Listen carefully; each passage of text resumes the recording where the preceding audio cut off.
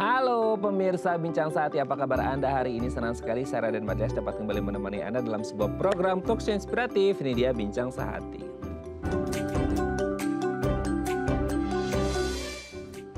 Pemirsa, hari ini kita akan membahas yang mungkin banyak dialami oleh banyak pria di seluruh dunia, termasuk saya gitu ya. Dimana setiap pria biasanya akan nggak hanya pria sih sebenarnya, tapi banyak kasus kayaknya di pria karena kelihatan banget gitu ya, mengalami yang namanya rambut rontok. Nah kalau kita ngomongin rambut rontok, pernah nggak sih Anda mandi gitu ya, berbiur, kalau pakai shower nggak ya, gitu, itu Anda temukan di lantai gitu ya, itu kayak ada beberapa helai rambut.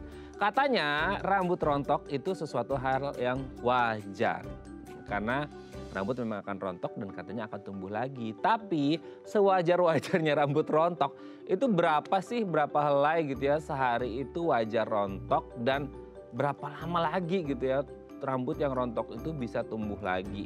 Nah kalau udah kayak, aduh kayaknya ini banyak banget ya dok, kalau diambil dari lantai itu kayak udah hampir segenggam, serem banget ya.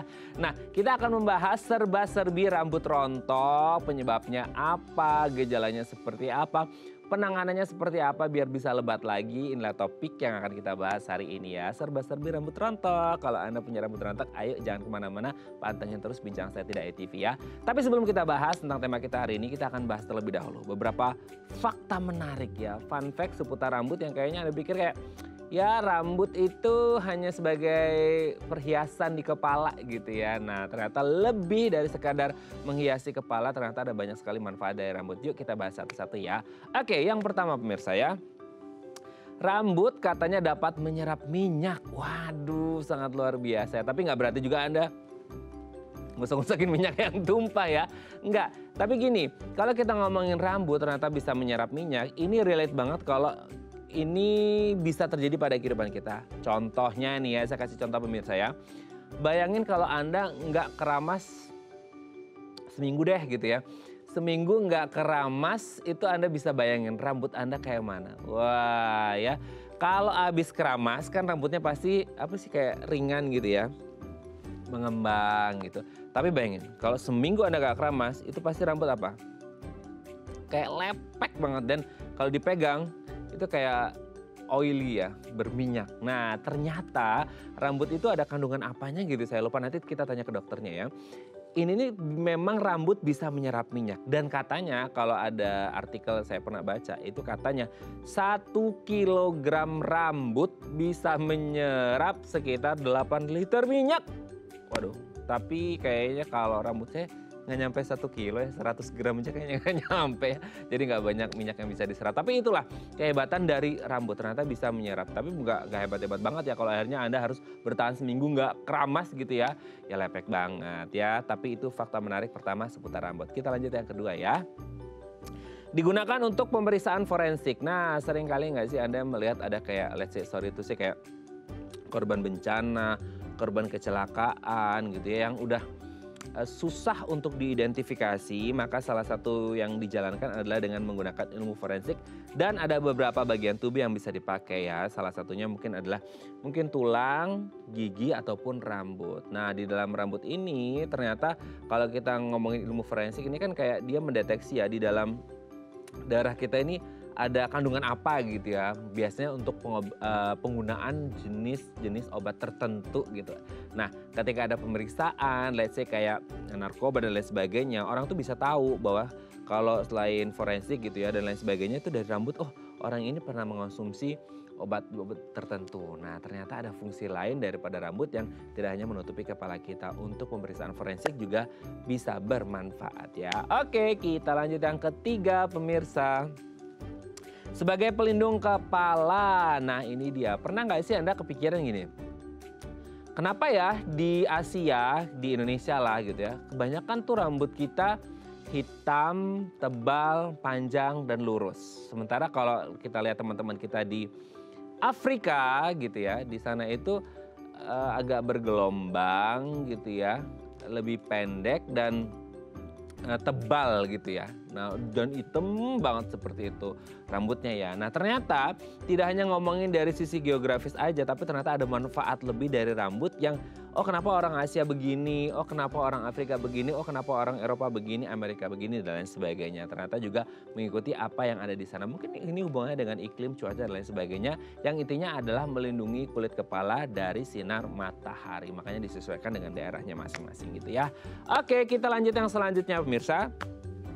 Memiliki beragam warna rambut alami. Nah, meskipun sekarang banyak kayak yang di bleaching, kayak diapain gitu ya, di coloring dan lain sebagainya gitu ya.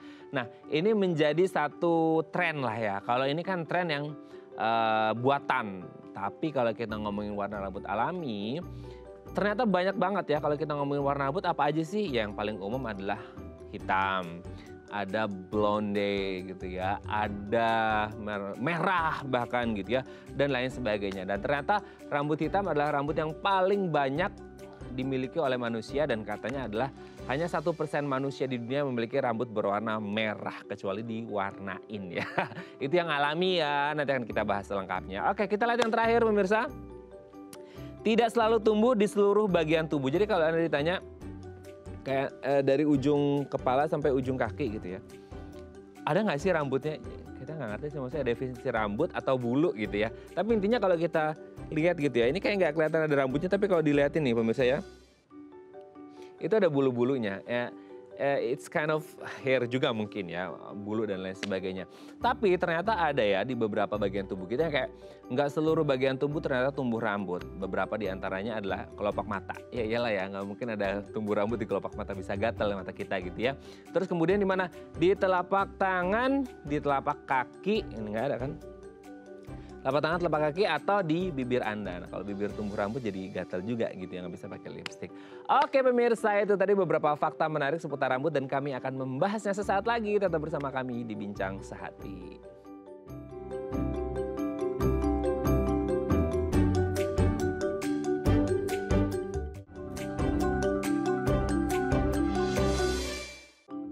Baik, Anda masih bersama kami di Bincang Sehati. Tadi di segmen sebelumnya kita sudah membahas ya, ada beberapa fakta menarik atau fun fact seputar rambut yang ternyata selama ini kayak ya udah rambut mah ya buat nutupin kepala aja biar nggak kepanasan gitu ya, disampoin, disisir dan lain sebagainya. Tapi ternyata lebih dari itu, rambut ini memiliki banyak sekali ya manfaat yang ternyata wow, berfungsinya sangat luar biasa. Nah, untuk membahasnya telah hadir bersama kami di studio Bincang Sehati ada Dr. Natalia Primadona SPDVE, dokter spesialis kulit dan kelamin dari Rumah Sakit Royal Taruma. Selamat pagi Dr. Natalia, apa kabar dok? Pagi, kabar baik Mas. Wah, hari ini cantik sekali. Thank ya. you. Oke, kita ketemu lagi nih dok ya. Di sini kalau kita ngomongin seputar kulit gitu ya, memang banyak yang ternyata di kulit itu salah satunya bisa tumbuh adalah rambut gitu ya.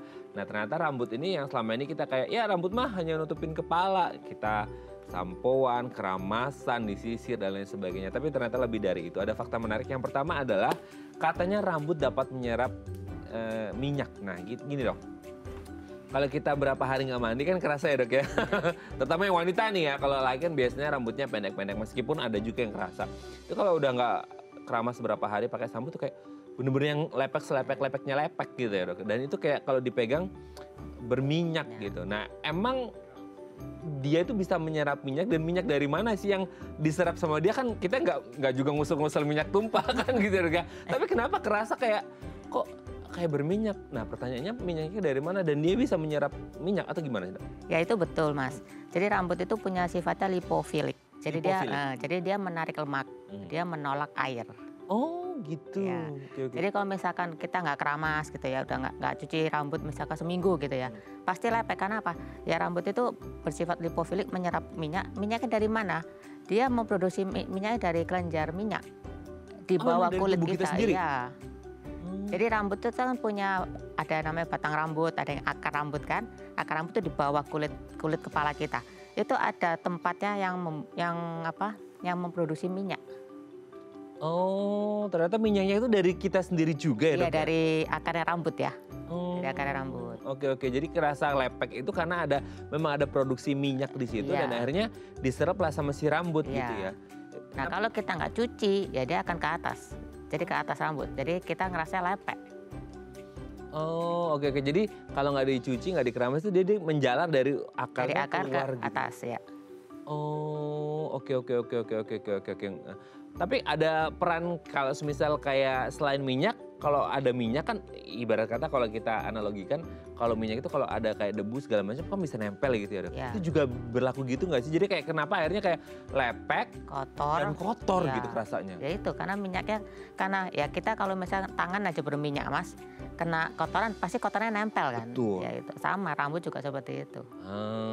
Oke berarti memang harus rajin-rajin ya keramas ya Dok ya supaya nggak rasa lepek dan kotor karena akhirnya dia bisa ngikat debu dan lain sebagainya gitu ya. Nah ini pelajaran baik yang untuk kita semuanya. Oke dah kita lanjut yang kedua ya. Nah ini digunakan untuk pemeriksaan forensik. Ini serem banget ya kan sering kita dengar entah korban kecelakaan lah, korban bencana dan lain sebagainya.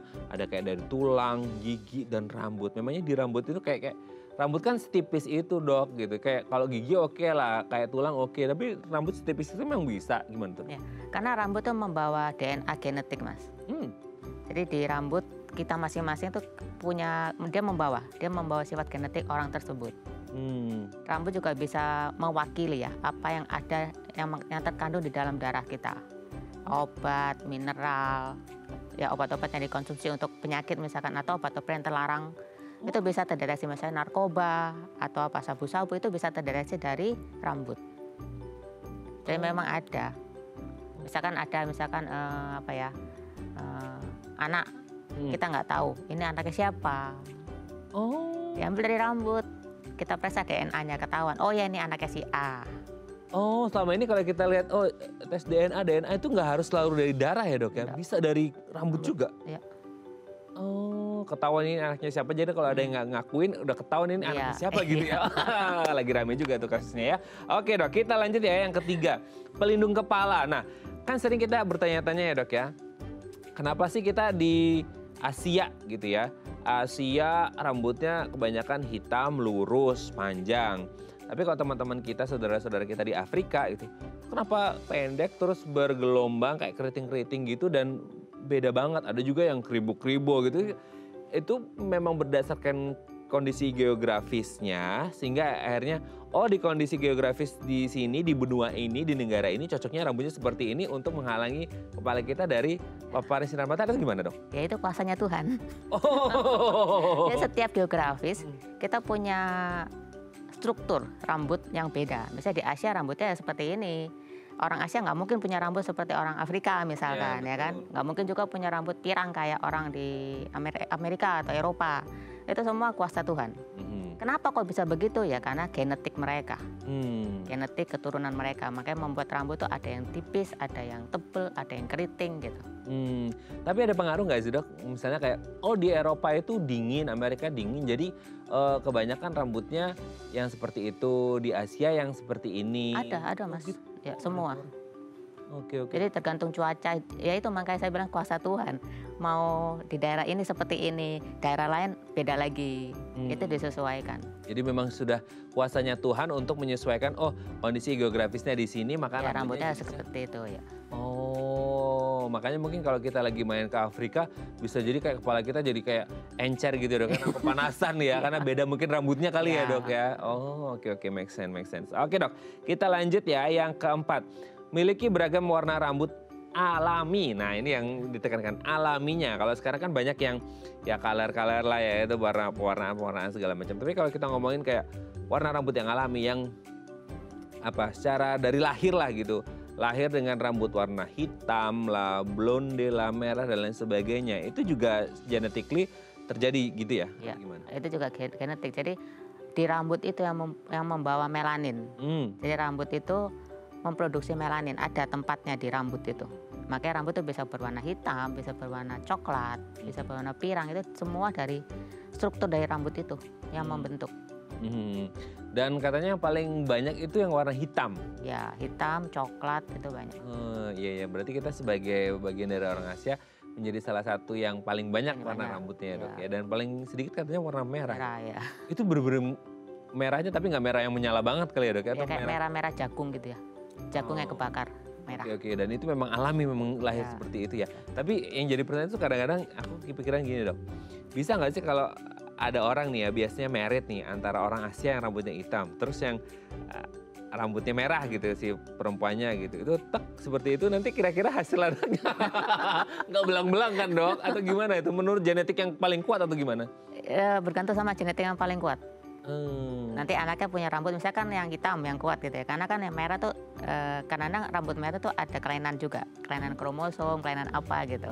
Jadi yang anaknya juga akan mengikuti genetik yang paling kuat. Biasanya itu yang hitam. Oke. Jadi nanti tinggal kuat-kuatan aja di mana yang paling kuat gitu ya, antara yang hitam atau yang merah gitu ya. Oke, kita lanjut yang terakhir. Tidak selalu tumbuh di seluruh bagian tubuh. Jadi kita selalu kepikiran kayak bahkan sesuatu yang kayak kita nggak kepikiran itu tumbuh ada rambut atau bulu lah ya, intinya lagi begitu. Tapi mungkin ada beberapa tempat kenapa dia tidak tumbuh dok? Misal di bibir, telapak tangan gitu, jadi pertanyaan gimana? Karena di situ tidak ada folikelnya mas. Oh. Iya, situ nggak ada folikel. Jadi nggak ada kayak semacam pori-pori untuk tumbuhnya gitu nggak ya? ada. Jadi tidak ada folikel rambutnya.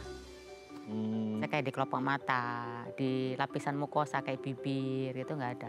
Tapak tangan, tapak kaki itu nggak ada. Karena memang tidak ada folikelnya di situ. Karena memang tidak ada folikelnya ya. Oke, thank you dok sudah terjawab ini ya fakta menarik seputar rambut yang ternyata banyak sekali yang belum kita tahu mungkin ya. Nanti kita lanjut lagi ngomongin seputar serba-serbi rambut rontok ya dok ya. Sambil curhat-curhat dikit nanti. Terima kasih ya dok ya. Oke pemirsa, kami akan kembali saat lagi, tetap bersama kami di Bincang Sehati.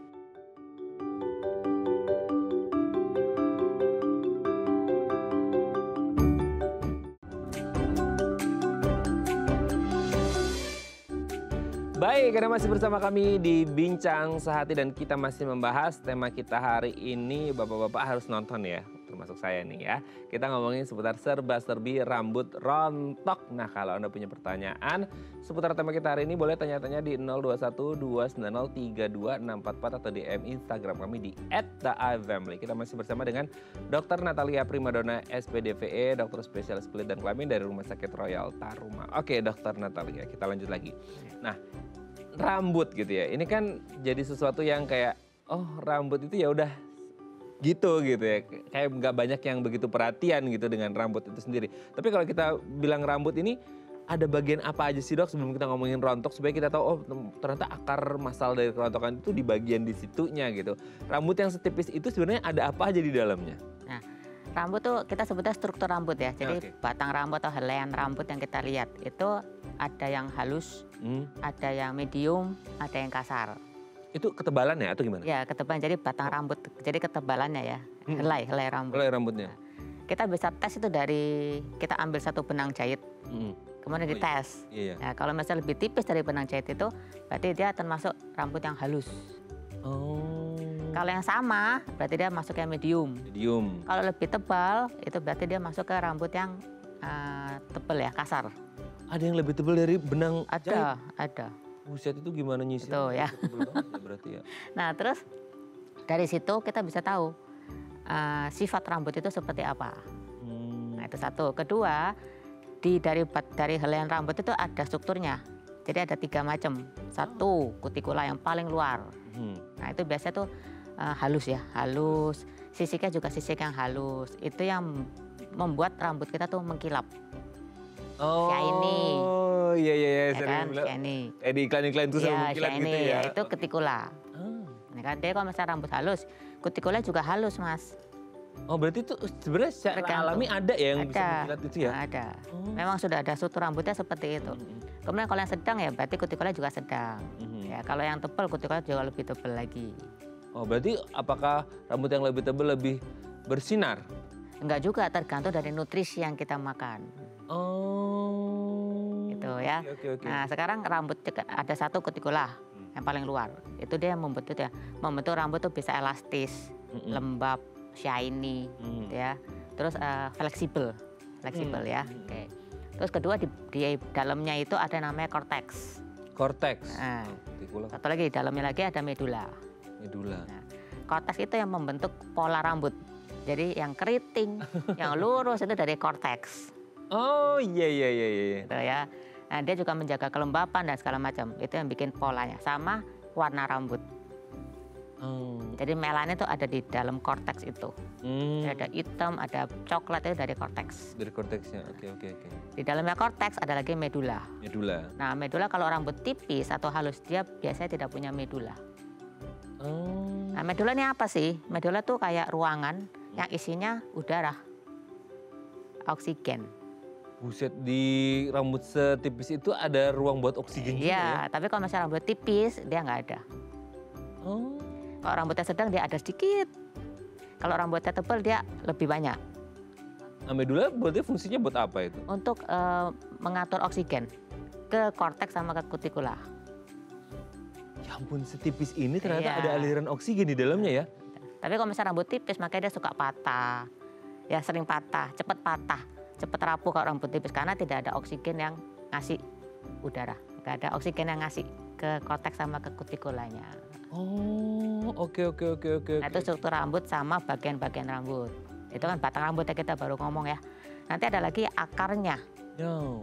Ini kan kulit kepala. Kemudian ini rambutnya, ini ada akarnya. Ya. Nah, akarnya itu kayak bola. Mhm. Kayak bola gitu, kayak bulb. Kita sebutnya bulb, kayak bola. Nah, di bola ini banyak lagi Mas lapisan-lapisannya.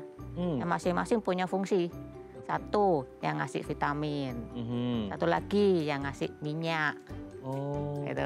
Satu lagi ngasih kelembapan. Oh. Nah, itu macam-macam. Banyak ya ternyata ya. Banyak. Kayak, ya ampun, itu yang dijelasin sama dokter Natalia tuh begitu banyak, tapi kayak di rambut kita tuh kecil Iya, banget nggak gitu ya. kelihatan ya. Nggak kelihatan ya. Oke, itu dengan berbagai macam kutikula, apalagi korteks dan medula itu ya, itu wow, ternyata di rambut kita sekompleks itu ya, yang kita pikir kayak cuman selai doang gitu, ternyata banyak banget. Nah, tapi kalau kita melihat secara umum, rambut kita ini berfungsinya buat apa sih dok yang ada di kepala kita? Atau cuman ya nutupin biar nggak kepanasan aja gitu? Atau sebenarnya lebih dari nutupin kepala dari kepanasan, ada fungsi secara medis nggak sih sebenarnya kenapa rambut itu tumbuhnya di kepala dan ada banyak gitu? Ya satu untuk melindungi kulit kita ya. Oh. Pasti untuk melindungi kulit dari apa ya, dari lingkungan, dari mungkin cuaca, suhu itu yang paling kita kenal ya selama ini. Kemudian dari panas matahari, itu semua. Jadi ya namanya rambut ya pasti melindungi. Melindungi ya. Nah, kenapa akhirnya rambut itu bisa memanjang gitu? Jadi orang kayak, oh bisa memanjang, kita cukur lagi. Kenapa sih dok? Nah itu mitos. Oh iya, oke, nggak Jadi boleh, kalau bukan. Itu kan soal dari bayi ya dok, kayak Iya. oh dicukur lah biar cepat panjang, dicukur lagi biar cepat panjang. Tapi sebenarnya rambut itu akan terus memanjang atau gimana sih dok? Iya, rambut tuh punya waktu untuk bertumbuh ya. Jadi kalau misalnya, wah ini potong supaya bisa lebih panjang lebih cepat, itu mitos. Mitos. Iya. Oh itu padahal dari dulu kayak gitu ya. Jadi perlu waktu untuk tumbuh. Nah seberapa cepat rambut itu tumbuh itu tergantung dari asupan yang kita makan. Oh tergantung apa yang kita makan? Iya. Ya, itu tadi saya bilang ada bulbnya itu. Oh. Kalau di bulbnya itu nutrisi yang kita makan, nggak ada nutrisinya. Jadi misalnya kita makan asal gitu ya, nggak ada vitamin yang perlu untuk tumbuh rambut. Ini nggak akan membentuk nutrisi yang bisa bikin rambutnya tumbuh baik. Itu dari asupan makanan. Ah, oke. Mungkin ini juga berkaitan dengan tema kita hari ini ya. Kenapa akhirnya rambutnya susah numbuh gara-gara makannya apa gitu ya. Iya. Nah, ini berkaitan dengan kenapa rambut bisa panjang, kenapa rambut bisa nggak panjang alias rontok. Nah, kenapa sih akhirnya ada kerontokan? Nah, satu, kerontokan tuh banyak sebabnya, multifaktorial. Ya, satu, dari kitanya sendiri, Mas. Oh, dari Satu. kita itu maksudnya gimana? Keramas tiap hari. Hah? Atau kadang-kadang ada satu hari tuh keramas sampai 2 kali. Pagi dia keramas, malam dia keramas. Ya aku banget dong. Setiap hari. Iya, aku pagi keramas, malam keramas. Gimana ya? Artinya apa? Semakin bersih itu kepala dan rambutnya, semakin bikin kering. Oh, itu aku banget loh pagi. Ya. Ini sekalian curhat ya. Kayak kalau misalnya kalau nggak keramas tuh kayak kerasa, aduh nggak enak gitu. Iya. Tapi keramas itu maksudnya jangan pakai shampoo keramasnya. Oh, air aja? Air aja diacak-acak, keringin sama kipas angin. Atau hair dryer dingin lah. Oh, berarti sugesti aja ya dok ya? Karena selama ini kalau cuman air aja, kayak nggak bersih. Itu sugesti aja Iya, berarti? sugesti. Jadi yang pakai shampoo itu hanya 2-3 kali seminggu untuk membersihkan rambut. Itu ya standarnya. Oh. Kalau di hari-hari yang tidak memakai shampoo, kemudian rambutnya lepek gitu ya, nggak enak. Nah, itu boleh ya tuh disiram air, acak-acak keringin sama kipas angin. Itu cara membersihkan, yang baik yang tidak menimbulkan kerontokan. Oke. Ya, itu satu, kalau terlalu sering keramas. Ada lagi orang yang jarang sekali keramas. Ini enggak juga ya? Itu bisa jamuran. Nah, dia gatel, kemudian bersisik tebal itu. kelihatan, itu pasti rontok juga. Gitu. Ketiga, terlalu banyak kena matahari, panas matahari. Oh, kita di Indonesia dok gimana? Iya, makanya karena kita harus pakai pelindung, misalnya topi atau payung kalau terlalu panas. Nah, kerontokan rambut banyak lagi mas, misalkan dari obat, ya dari hormonal kita. Misalnya kayak orang hamil, orang menopause, orang punya penyakit tiroid, dia akan rontok rambutnya. Tapi sementara. Oh sementara aja. Ada lagi orang-orang yang punya penyakit autoimun, dia rontok. Rontoknya? Atau dari misalkan orang-orang yang kanker, kemudian harus mengikuti kemoterapi, itu pasti botak mas, gundul. Nah itu rontok ya. Dan macam-macam yang lainnya lagi. Oke, ada juga nih dok ya, nggak tahu nih mitos atau fakta. Genetik, secara genetik kayak nurun, oh bapaknya botak tuh rontok, pasti anaknya juga akan rontok dan botak juga. Nggak selesai-selesai dong itu mata rantainya. Ya kasihan anak cucunya ke depan pasti bakal rontok terus, botak terus atau gimana dok? Enggak, kita kebotakan pada pria khususnya itu ada patternnya mas, ada pola. Patternnya, ada polanya. Tapi memang itu juga dari genetik, dari turunan. Tapi kita bisa mencegah supaya nggak terlalu banget gitu ya botaknya, yaitu dari nutrisi, dari asupan. Oh, untuk mencegah kerontokan supaya nggak botak gitu ya? Supaya botak itu nggak seperti papanya misalkan seperti itu. Jadi dia ada, tapi nggak terlalu berat seperti sebelumnya. Oke, tapi sebenarnya kalau kita ngomong rambut rontok ini dengan beragam faktor yang tadi ya, Dokter Natalia sebutkan, kayaknya kok pria itu lebih rentan mengalami rambut rontok nggak sih dok? Atau sebenarnya, karena pria rambutnya pendek aja jadi kelihatan. Kalau perempuan rambutnya panjang ada rontok juga, tapi karena ketutup rambut yang panjang yang lain jadi nggak kelihatan. Atau gimana dok? Itu ada pengaruh nggak dengan gender, dengan jenis kelamin? Ya, biasanya kalau pria sama wanita tuh yang paling banyak mengeluh kerontokan itu si wanita. Oh justru wanita? Iya, kalau pria mengarah ke botak langsung. Oh. Botak secara pattern ya, kan ada polanya itu. Oke. Nah, kalau perempuan itu kebanyakan datang tuh dengan keluhan rontok rambut. Kalau pria tuh jarang. Kalau pria tuh datang sudah botak. Kok dokter ketawanya gitu kayak aku botak gitu ya. Oh gitu ya. Oh beda ya. Jadi perempuan itu rontok dan kalau pria datang udah kondisi botak. Jadi mungkin ini indikasinya pria ini nggak sadar, nggak aware kalau dia pernah mengalami rontok gitu ya dok ya? Iya. Rambutnya pendek kali ya? Ya mungkin rambutnya pendek atau kemungkinan dia mungkin bekerja gitu ya, kepala rumah tangga. Dia nggak mikir itu mas. Ya kan kalau perempuan kan pikir karena dia perempuan tuh lebih ke arah kosmetik, estetik. Ya, kalau lagi kan yang penting wes payu gitu ya. Yang penting udah laku, udah punya istri, punya anak gitu ya dok ya. Oke dok, nanti kita lanjut lagi ya ngomongin gimana cara mengatasi rambut rontok di segmen selanjutnya ya. Oke pemirsa, kalau Anda punya pertanyaan seputar tema kita hari ini boleh tanya-tanya di 021 290 3244 atau DM Instagram kami di @theifamily. Kami akan kembali saat lagi.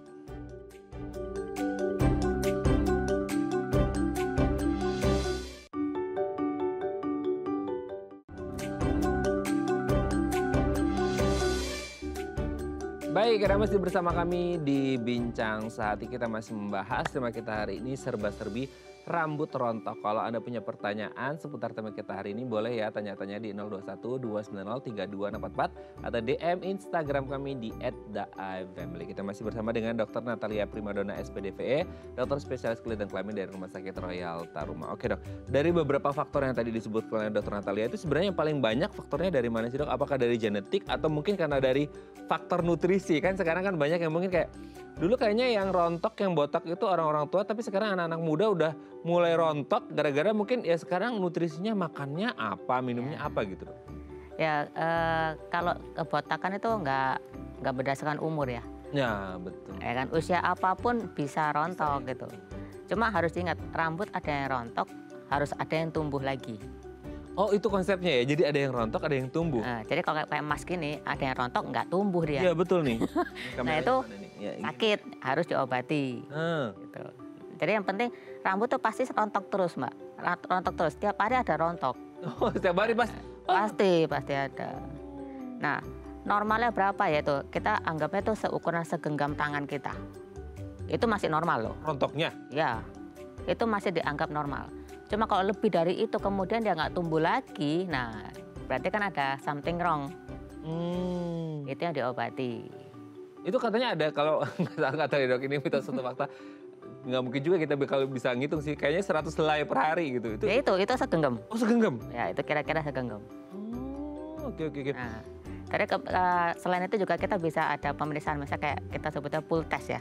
Jadi kita periksa, kita tarik rambutnya pelan-pelan. Kalau misalnya dia Kalau rontok gimana? kena tarik, misalkan yang rontok itu misalnya 5 sampai 10, itu harus diobati. Oh, padahal itu cuman apa ringan aja gitu Ya ya? ringan aja, ditarik, ringan, copot ya, tanpa ada rasa sakit. Tapi kalau misalkan dia punya rontok rambut, cuma pas dilakukan pull test itu tidak ada, itu masih normal. Gitu. Itu patokan kapan harus berobat. Oh oke. Ya gitu. Jadi ingat, anggap aja 1 bulan itu rambut itu tumbuh 1 cm. 1 bulan 1 senti. Nah, pada saat dia numbuh itu 90% dia tumbuh, 10% istirahat. Oke. Ya 10% istirahat. Istirahatnya itu 2 sampai 3 bulan. Oh agak lama ya. Ya. Setelah dia istirahat baru dia tumbuh. Oh.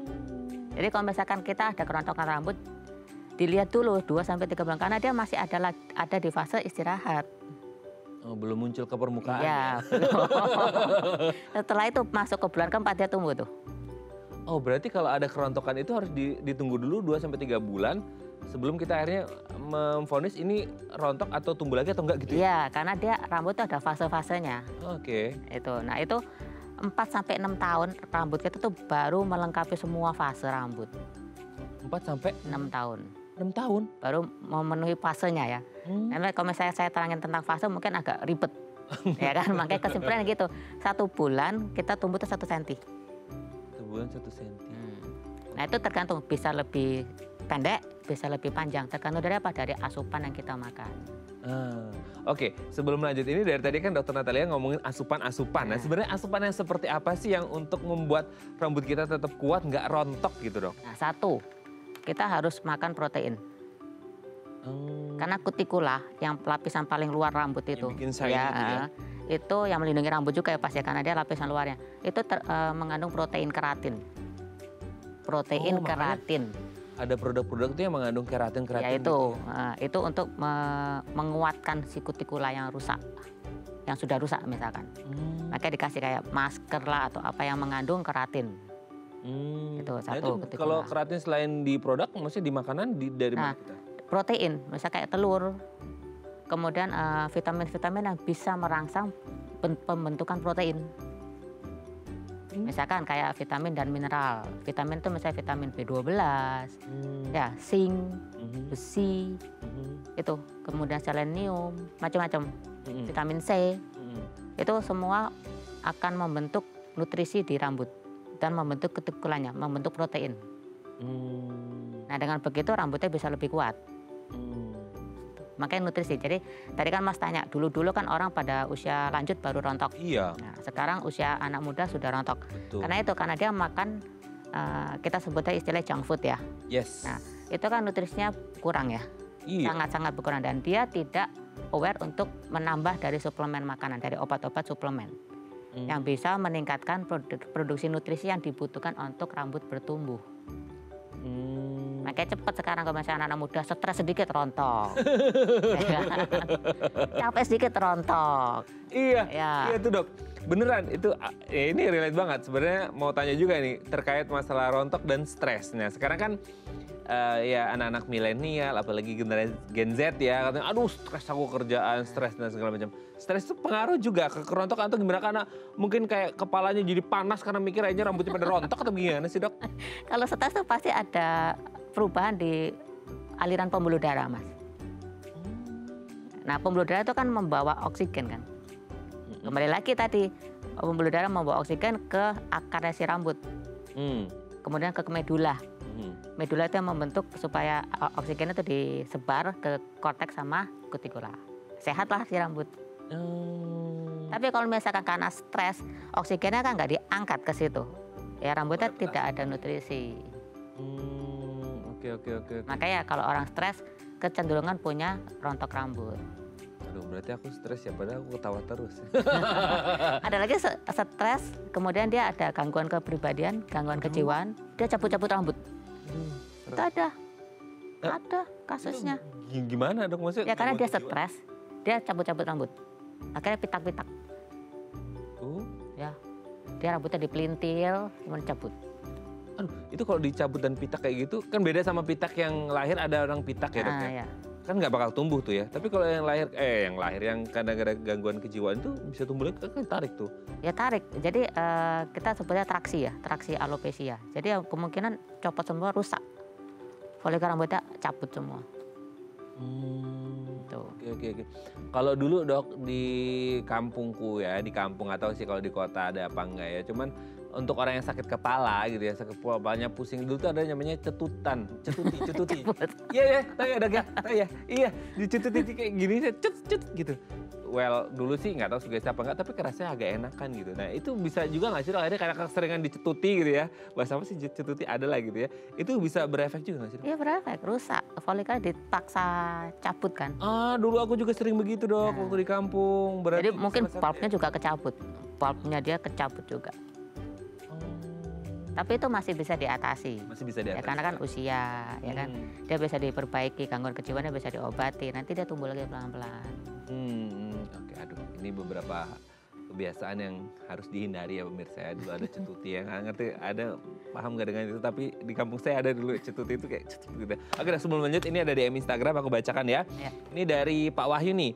Dok, saya usia 35 dan rambut rontok, sudah perawatan pakai red light terapi. Pakai balm, minum vitamin. Mantap ya. Rambutnya sih tumbuh tapi pasca perawatan rontok lagi. Saya harus gimana ya dok? Ini karena hormonal atau karena apa ya? Nah ini hormonal juga kayaknya banyak kasusnya ya dok, atau gimana ya dok? Untuk Pak Wahyu, terapi nih ya. Untuk Pak Wahyu ya, terapi rambut itu nggak bisa stop pada satu sesi. Nah, maksudnya gimana? Misalkan dia udah sinar red ya. Itu dia harus continue teratur terus. Karena ada fase rambut. Oh yang tadi 2-3 bulan. Ya kayak gitu. Jadi harus teratur terus sambil minum obat. Nggak bisa hanya red terapi. Ya itu tadi bilang red terapi itu hanya untuk permukaan rambut, untuk batang rambutnya, ya kan. Dia merangsang supaya tumbuh akarnya. Tapi kok nggak dikasih sesuatu dari obat minum, gimana dia mau tumbuh? Oh jadi dipacu dari beberapa. Ya dari luar iya, dari dalam iya. Nanti tumbuh. Kalau ada yang bilang kayak, ya dok nanti kalau kayak gini terus karena hormonal tadi ya, itu kan tadi seperti disebut juga hormonal. Berarti itu nanti kalau stop perawatan akan rontok lagi atau gimana sih dok? Biasanya enggak, dia ada rontok tapi tidak sebesar yang sebelumnya. Nanti lama-lama baik. Oh gitu, oke. Kecuali alopecia ya. Alopecia areata di mana sudah tidak ada folikelnya, itu nggak bisa. Tidak ada folikel itu berarti yang gundul, botak klimis, nggak ada folikel. Dia nggak bisa tumbuh, kecuali ya kita kasih terapi lain, misalnya hair transplantasi, itu bisa. Oh oke. Berarti kalau misalnya pakai obat atau suntik itu udah nggak bisa. Apa mau dirangsang, folikelnya udah nggak ada. Oke. Berarti kalau folikel itu maksudnya pori-pori yang tempat tumbuh ya, rambutnya. Ya itu itu kan biasa ada kayak titik hitam. Nah itu folikel rambut. Oh kayak kalau orang hair transplant itu kan banyak titik. Ya itu titik itu folikel rambut. Jadi kalau misalnya ada pasien datang dengan botak gitu ya, saya lihat ada folikelnya apa enggak Mas Yan. Kalau ada folikelnya itu suatu motivasi untuk bisa terapi dia untuk tumbuh rambut. Tapi kalau misalnya nggak ada, saya tetap coba obati untuk beberapa waktu. Kalau nggak bisa stop. Tapi kalau orang rambutnya yang rontok seperti tema kita hari ini, dia posisinya masih ada folikel atau enggak? Atau ada juga kasus ya rambut rontok tapi folikelnya udah nggak ada gitu? Dua-dua ada Mas. Dua-dua ada. Ada yang masih ada folikelnya, ada yang sudah tidak ada. Itu biasanya kalau yang apa dok, yang udah nggak ada itu benar-benar yang udah parah dan udah kayak menahun banget rambut rontoknya dan nggak tertangani atau? Iya, jadi dia mungkin ada sakit tertentu yang membuat dia muncul alopecia. Bahkan kasus hormonal seperti Mas Raden nih kan pola ya, itu pun bisa masih ditumbuhkan rambutnya. Masih bisa. Padahal ya? hormonal. Oh padahal hormonal ya? Tidak minum obat hormon. Oh tidak minum obat karena katanya ada efek. Efek. Yang itu ya dok ya. Oke oke oke. Oke dok, nanti kita lanjut lagi ya, ini menarik banget perbincangan kita hari ini karena relate juga sama saya. Oke pemirsa, kami akan kembali saat lagi, tetap bersama kami di Bincang Sehati.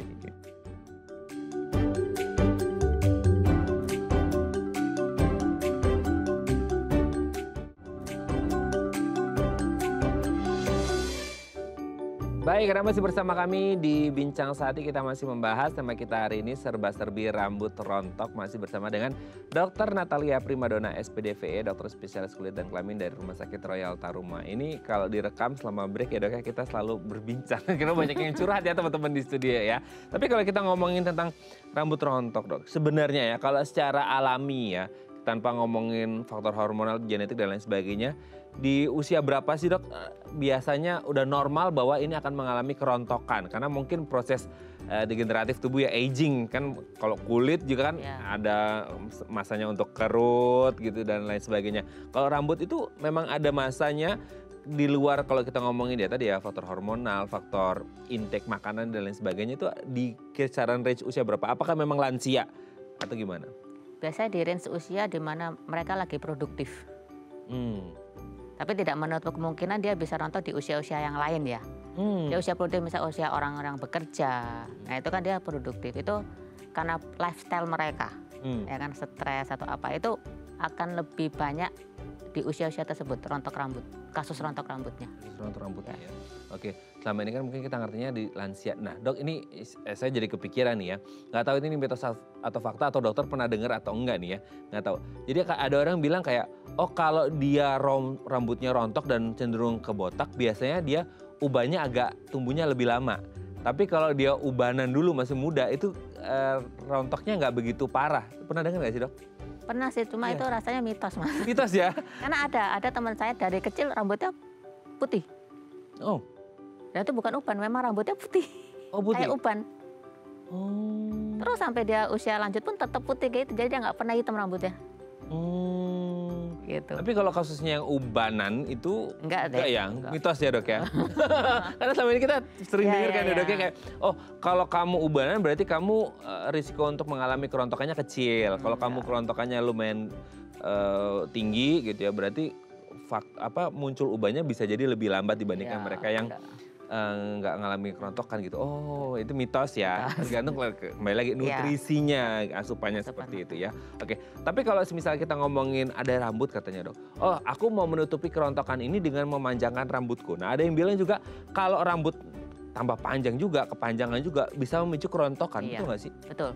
Jadi kalau misalkan orang sudah punya kasus rontok rambut, kemudian dia punya pikiran dipanjangin aja, itu malah tambah rontok karena pegangan akarnya jadi lebih berat kan mas. Semakin rambut itu panjang semakin berat. Mau rambut itu strukturnya halus, medium apa kasar tetap sama. Jadi lebih baik batas rambut itu yang tidak memberatkan akar tuh paling sebahu. Sebahu? Ya sebahu atau lebih panjang sedikit. Oke. Jadi sekitaran sebahu itu udah kayak bebannya itu normalnya, udah lumayan. Udah itu normal. Jadi akar rambutnya masih tetap bisa baik. Jadi nggak terlalu berat gitu. Nah ada yang ini. Ada yang mengakalinya pakai hair extension dok. Nah, itu lebih lagi. Berat lagi. Itu tambah berat lagi ya dok ya. Biasanya kalau habis hair extension dia mau out pasti rontok mas. Pasti rontok. Iya, nggak harus rambut alami, rambut hair extension pun akhirnya juga memberatkan akarnya ya. Memberatkan akarnya. Terlepas dia tadi yang tipis, yang sedang sama yang tebel ya. Dia akan terasa berat gitu ya. Iya. Pasti. Oke. Berat loh, hair extension itu berat. Oke. Terus ada juga nih dok, ini kalau kita relatekan dengan kehidupan sehari-hari ya, ada itu orang yang suka ngunci rambut. Nah itu kunci rambut itu juga bisa memicu kerontokan gak sih? Kan akhirnya kayak secara tidak langsung dia ikut ketarik dong gitu. Iya betul mas. Jadi itu kalau misalnya dia ngikat atau dikepang, kemudian dikecil-kecilin, kasih karet-karet kecil-kecil gitu. Iya. Satu pada saat melepasnya pasti rontok. Ya kan, itu traksi. Nah, traksi itu bahaya karena apa? Kemungkinan dia juga nyabut akarnya sampai akar. Kemungkinan dari situ juga bisa pitak-pitak. Jarang. Pertumbuhan folikelnya juga jadi terhambat. Kalau misalnya ngikat disatuin gitu juga pasti berat. Iya, sering tuh. Apalagi kalau sampai dikuncirnya setiap hari gitu. Itu salah satu faktor yang mendukung kerontokan rambut dari kebiasaan kita. Kunci rambut, ngepang, style ya, style. Jadi lebih baik digerai aja gitu ya? Lebih baik digerai. Jadi lebih baik digerai supaya tidak rontok ya, jangan dikuncir setiap hari. Wah, kalau dikuncir setiap hari nanti bisa, itu namanya traksi ya dok ya. Jadi ditarik, jadi risiko mengalami kerontokan lebih tinggi seperti itu. Ada lagi juga kalau ditutup terus, orang pakai hijab, nah itu juga bisa bikin rontok rambut.